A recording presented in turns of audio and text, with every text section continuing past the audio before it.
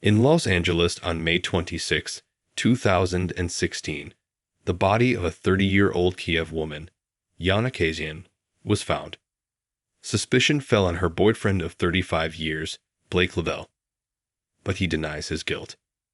This is the Defunct City channel. Subscribe to our channel and don't forget to click on the bell so as not to miss new episodes and stay up to date. Yana Kasyan was born on the 27th of January, 1986 in Kiev. There she studied law in college and then worked in the tax office. She flew to the United States in 2014 and worked in advertising.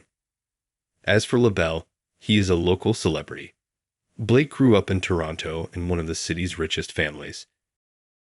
His father, Lauren, a businessman in the construction industry, played for the Canadian sailing team in the 1976 Olympics. His mother, Eleanor, came from a family that created a polyethylene products company. But Blake Lavelle did not follow in the footsteps of his parents and went into the arts. He is known in America as a screenwriter as well as a graphic novelist.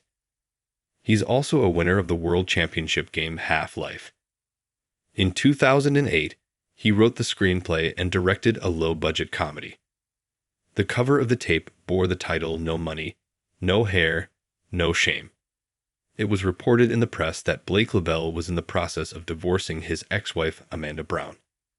Exactly how Yana and Blake met is unknown, but their relationship was developing quite violently.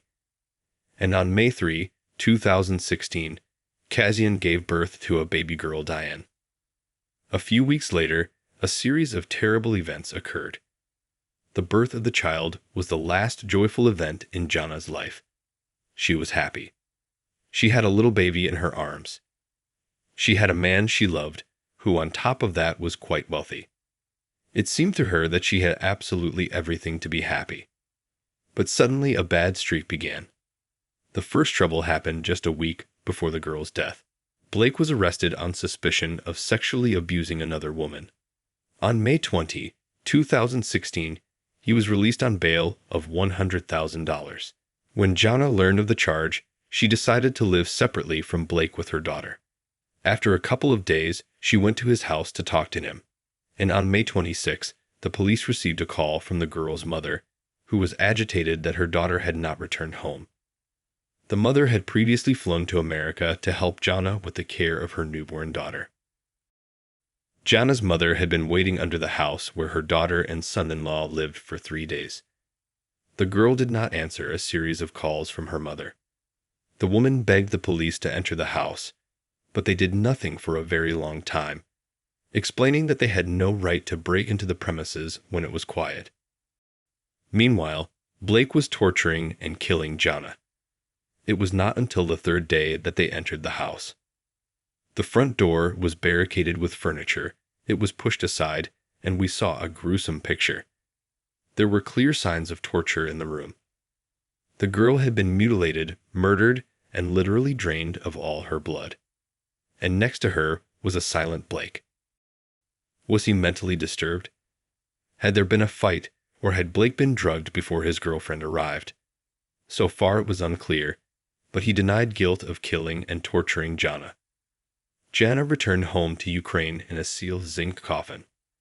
Her mother Olga did not know what was inside, as she was not allowed to open it. Moreover, the funeral took place without her. At the time, she was fighting for custody of her orphaned newborn granddaughter. It was not until 2018 years later, during a court hearing, that the details of the murder of the 30-year-old Ukrainian were made public. Yana's mother repeatedly fainted during the hearing. The jury, too, could not stand to hear the details and left the room. Here are some of the details that were voiced during the hearing. Blake hit Yana from behind on the head, breaking her arms. While she was alive, he scalped her, cut off various parts of her body, and let all the blood out of Yana. It proved that she had been tortured for 8 hours. After that, Olga understood why she was not allowed to open the casket.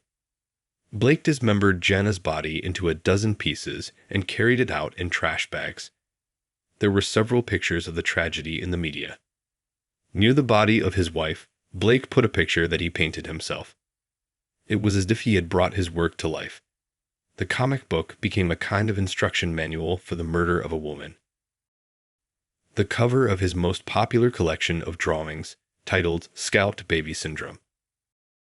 LaBelle never pleaded guilty, disavowing both the murder and the comic book. He came to the court hearing in a white suit.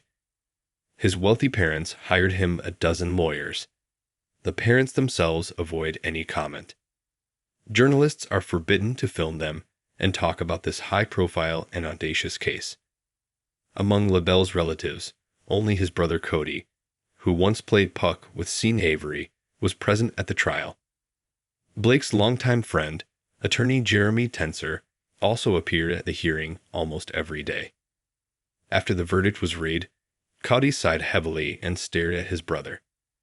In the year 2010, there was a Blake LaBelle comic called Syndrome. I don't know if the information is up to date, but it used to be available for $20 on Amazon.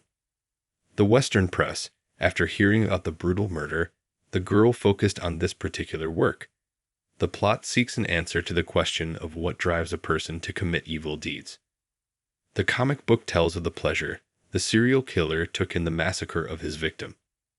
There is also a moment in his work when the killer slits the throats of victims suspended by their legs and drains their blood.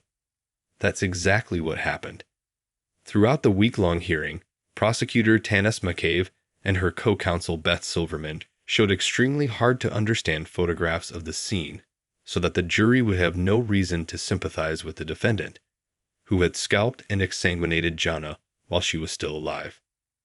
Silverman urged the jury to note the similarities between the fictional crime in Syndrome and the real murder, and stated that the novel is a blueprint for action. It's just an abomination. With all frankness, Silverman said, Kasyan died a slow and painful death. Her daughter will never see her mother again.